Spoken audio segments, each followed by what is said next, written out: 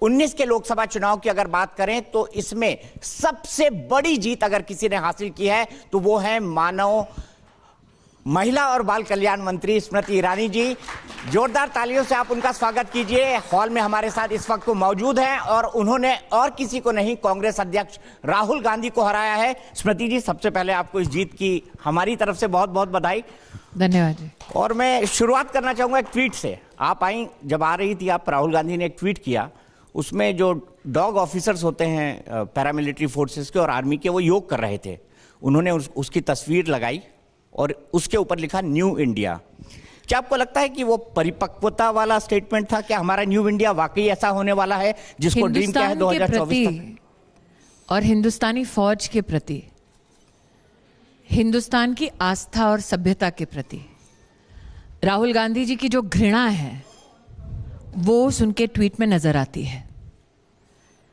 योग उनके लिए उपहास का विषय हो सकता है, भारत के लिए वो गौरव का विषय है कि वो योग जो सिर्फ हमारे समाज का एक अभिन्न अंग था, अब अंतर्राष्ट्रीय स्तर पर सराहा जाता है, अपनाया जाता है।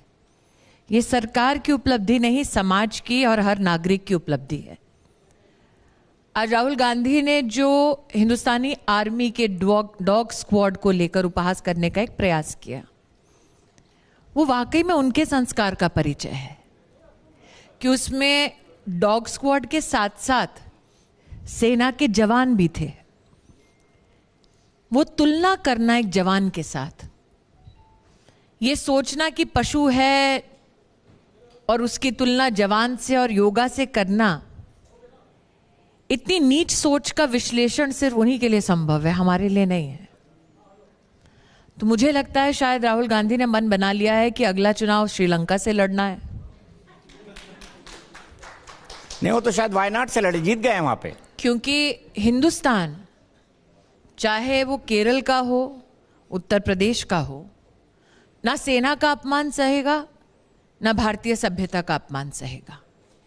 तो ऐसा नहीं है कि युद्ध सिर्फ उत्तर भारत में किया जाता है, केरल में नहीं किया जाता, बल्कि केरल तो परिपक्वता से पूरे विश्व में जाना जाता है होलिस्टिक हेल्थ के लिए।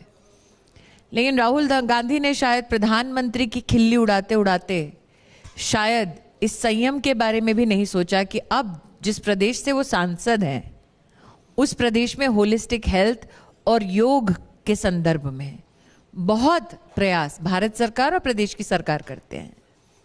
वो मोदी को नीच दिखाने में इतने मग्न हैं कि कहीं ना कहीं बैलेंस ऑफ माइंड खो सा जाता है। पर आपको नहीं लगता वो तो विपश्यना भी करते हैं और कई कई महीने बाहर जाके वो, मुझे नहीं पता वो विभिन्न जगहों पे रहते हैं और वहां पर मेडिटेशन करते हैं। एक दीपक जी, मुझे नहीं पता वो कहाँ जाते हैं। दूसरा, मुझे नहीं पता वो क्या कई लोगों को जानना है, देश को भी जानना है कहीं कहाँ जाते हैं। वो मेरा विषय नहीं है। तीसरा, वो अपने समय के साथ क्या करते हैं, मेरी दृष्टि से निजी समय के साथ एक सांसद क्या करता है वो सांसद का विषय है। लेकिन जब आप सामाजिक स्तर पर एक पक्ष लेते हैं तो वो पक्ष विपक्ष के नाते हमला करने वाला पक्ष हो सकता है, लेकिन एक मर्यादा हमें लांघनी नहीं चाहिए कि कब मोदी का विपक्ष करना राष्ट्र का अपमान करने में परिवर्तित हो जाए। कम से कम इतना संयम सबको बरतना चाहिए। आप फिर कहेंगे कि मैंने मोदी से है, देश से नहीं ना। आप फिर कहेंगे मैंने राहुल गांधी पर सवाल पूछा, लेकिन कल का मुझे दृश्य याद आ रहा है सेंट्रल हॉल का, जिसको सभी लोगों ने देखा और मेरे ख्याल से आज कई अखबारों में छपा कि कल जब महामहिम राष्ट्रपति अपना अभिभाषण कर रहे थे, ज्यादातर समय वो फोन पर व्यस्त थे।